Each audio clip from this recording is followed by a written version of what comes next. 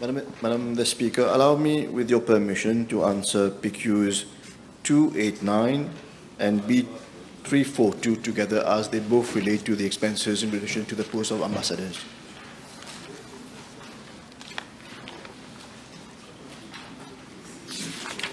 Yes. Yes. Thank you. Honourable Minister. Madam Speaker, Section 87 of the Constitution of Mauritius provides for the appointment of principal representatives of Mauritius abroad. As such, the power to appoint persons to hold offices of ambassador, high commissioner, or other principal representative of Mauritius in any other country or accredited to any international organization is vested in the President, acting in accordance with the advice of the Prime Minister. Madam the Speaker, I am tabling the list of ambassadors, high commissioners, and permanent representatives, their date of posting, qualifications, and basic salary, dates of accreditation, and allowances. Madam Speaker, with regard to Part D of the question, allow me to inform the House that all medical expenses are refunded to ambassadors in line with provisions made in the PRB report and their contract of employment, which are as follows. 90% of amount of medical expenses be refunded for themselves, spouse and dependent children aged up to 20 years, subject to, firstly, the production of duly signed and certified copies of medical certificates and prescriptions, invoices and receipts. Secondly, the claim being submitted on prescribed form as determined by the Ministry of Foreign Affairs, Regional Integration, International Trade, duly signed by the officer making the claim and upon the recommendation of the head of mission.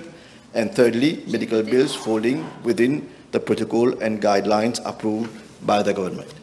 In case of hospitalization for surgical intervention, medical expenses incurred in respect thereof are refunded in toto, subject to the conditions set out in the above provisions, to an officer, his or her spouse, dependent children aged up to 20 years, and accompanying dependent of unmarried career diplomats upon their posting to overseas mission.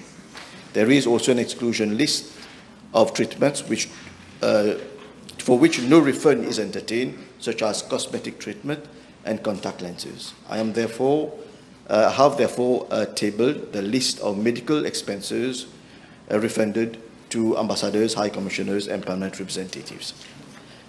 Madam Speaker, with regards to PQB 342, as per their roles and responsibilities, ambassadors actively manage and maintain diplomatic relations between home country and host countries, as well as accredited countries.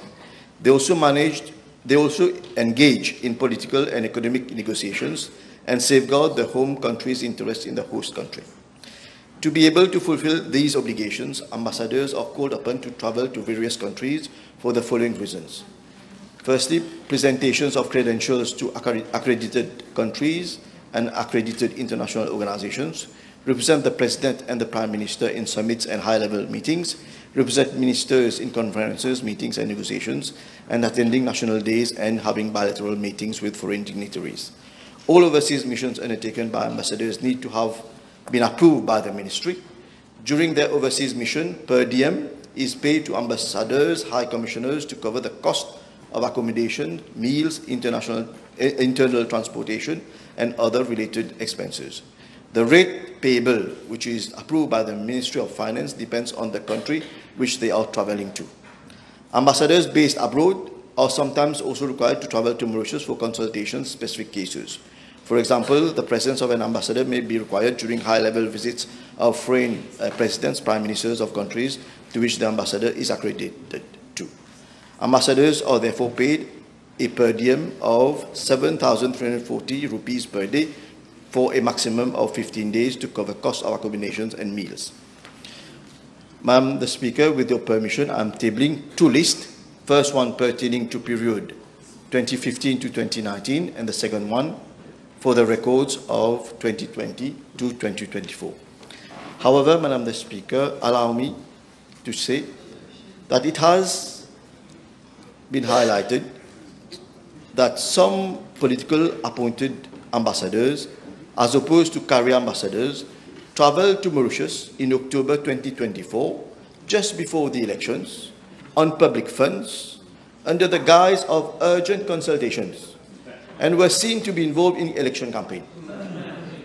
Further, the last Director of Audit report has made mention of a number of adverse findings on few politically appointed ambassadors who have made abuse of their privileges, for example, converting their annual and sick leaves into official duties whilst in Mauritius, thus benefiting from public funds, and some even extending their stay in Mauritius on disguised official missions while benefiting from chauffeur-driven cars at the expense of government. The findings of the Director of Audit report are being looked into by the Internal Audit Committee at the level of my ministry to take remedial actions. Thank you, Madam Minister. Thank you. One